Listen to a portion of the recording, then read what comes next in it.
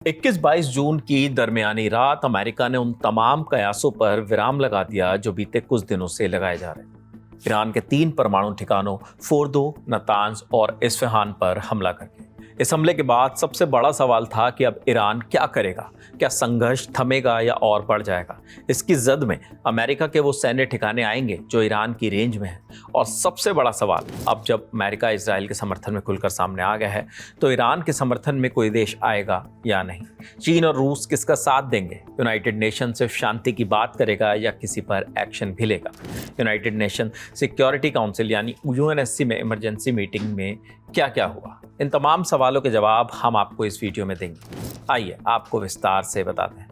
America के हमले के बाद यूएनएससी की मीटिंग में सबसे पहले यूएन में जनरल सेक्रेटरी एंटोनियो गुटेरेस ने कहा, अमेरिका के ईरानो परमाणु ठिकानों पर हुई बमबारी एक खतरनाक मोड़ है। हमें इस लड़ाई को रोकना होगा। साथ ही ईरान के न्यूक्लियर प्रोग्राम पर गंभीर निरंतर वार्ता पर लौटने के लिए तुरंत और निर्णायक रूप से कार्रवाई करनी चाहिए। जवाबी कार्रवाई के बाद जवाबी कार्रवाई से बचने के लिए डिप्लोमेसी को प्राथमिकता देनी होगी। नागरिकों की सुरक्षा भी की जानी चाहिए।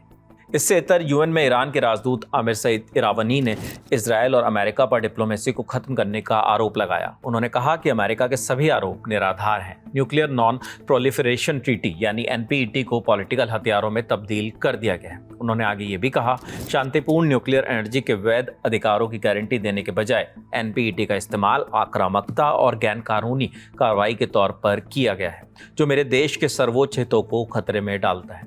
वो आगे कहते हैं, एक स्वतंत्र और शांतिप्रिय राष्ट्र के तौर पर ईरान ने बार बार अमेरिकी शासन को चेतावनी दी है कि वो इस दलदल में ना फंसे। ईरान अंतर्राष्ट्रीय कानून के तहत अमेरिका और इजरायल से खुद का बचाव करने का अधिकार रखता है।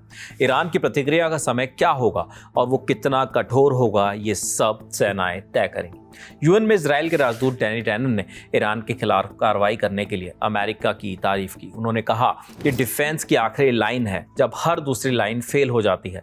ईरान बातचीत के बहाने मिसाइल बनाने और यूरेनियम को एनरिच करने के लिए समय मांग रहा था। यूएन में अमेरिका के राजदूत डोरोथी शिया का भी बयान आया है। उन्होंने कहा, अब समय आ गया है कि वाशिंगटन निर्णायक कार्रवाई करे। ईरान ने अपने न्यूक्लियर प्रोग्राम को छिपाया है और हाल में हुई बातचीत के प्रयासों को नाकाम किया है। अब वो समय आ गया है कि अमेरिका अपने सहयोगी और अपने नागरिकों के हितों की रक्षा के लिए निर्णायक कार्रवाई करे। ईरान के पास परमाणु हथियार नहीं हो सकता।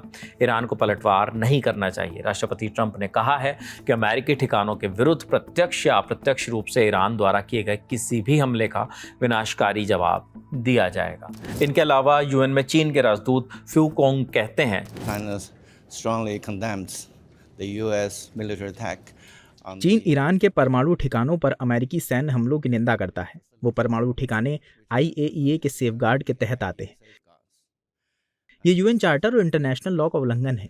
इसने एनपीटी को भी झटका दिया है, जो इंटरनेशनल लॉ के लिए जरूरी पिलर है।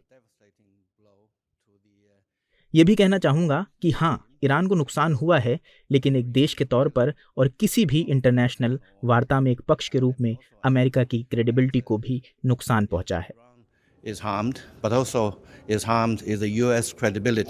यूएन में रूस के राजदूत वसीली नेबेंजिया ने पूर्व अमेरिकी विदेश मंत्री कॉलिन पॉवेल का जिक्र करते हुए कहा कि उन्होंने 2003 में यूएनएससी में तर्क दिया था कि इराक के राष्ट्रपति सद्दाम हुसैन के पास केमिकल और बायोलॉजिकल हथियार हैं। वो पूरी दुनिया के लिए खतरा है। हमें फिर से अमेरिका की परी कथाओं पर भरोसा करने के लिए कहा जा रहा है, ताकि एक बार फिर मिडिल ईस्ट में रहने वाले लाखों लोगों पर दुख तकलीफें थोपी जा सके। इससे हमारा भरोसा और मजबूत होता है कि इतिहास ने हमारे अमेरिकी सहयोगों को कुछ नहीं सिखाया है। डिप्लोमेसी के मुद्दे की मांग पर ईरान के विदेश मंत्री सैयद अब्बास अराक्ची की भी प्रतिक्रिया आई है। उन्होंने एक्स पर लिखा, पिछले हफ्ते हम अमेरिका के साथ बातचीत कर रहे थे जब इजरायल ने उस डिप्लोमेसी को खत्म करने का फैसला किया। इस हफ्ते हमने E3 EU के साथ बातचीत की जब अमेरिका ने इस डिप्लोमेसी को खत्म करने का फैसला किया। क्या निष्कर्ष निकालेंगे आप? ब्रिटेन और यूके के उच्च प्रतिनिधि के लिए यह ईरान ही है जिसे बातचीत की मेज पर वापस आना चाहिए। लेकिन ईरान उस चीज़ पर कैसे वापस आ सकता है जिसे उसने कभी छोड़ा ही नहीं और जिसे उसने कभी खत्म भी नहीं किया। यूएनएससी में रूस, चीन और पाकिस्तान ने मिडिल ईस्ट में तत्काल और बिना शर्त युद्ध विराम का आह्वान करने वाला प्रस्ताव पारित करने का प्रस्ताव रखा। रॉयटर्स की रिपोर्ट के मुताबिक यह अभी स्पष्ट नहीं है कि काउंसिल इस प्रस्ताव पर कब वोटिंग कराएगी। रूस, चीन और पाकिस्तान ने यूएनएससी के मेंबर्स से सोमवार शाम तक अपनी प्रतिक्रिया शेयर करने को कहा है। प्रस्ताव पारित होने के लिए कम से कम 9 वीटो की जरूरत है। साथ ही अमेरिका, फ्रांस, ब्रिटेन, रूस या चीन किसी का भी वीटो नहीं होना चाहिए। खैर, लगातार जो भी नई जानकारियां अमेरिका, ईरान, इजराइल से जुड़े मामलों पर आ रही हैं, हम आप तक पहुंचा रहे हैं। हमारे साथी रजत ने तमाम जानकारियां जुटाई थी। देखते रहिए द लंदन टॉक। शुक्रिया।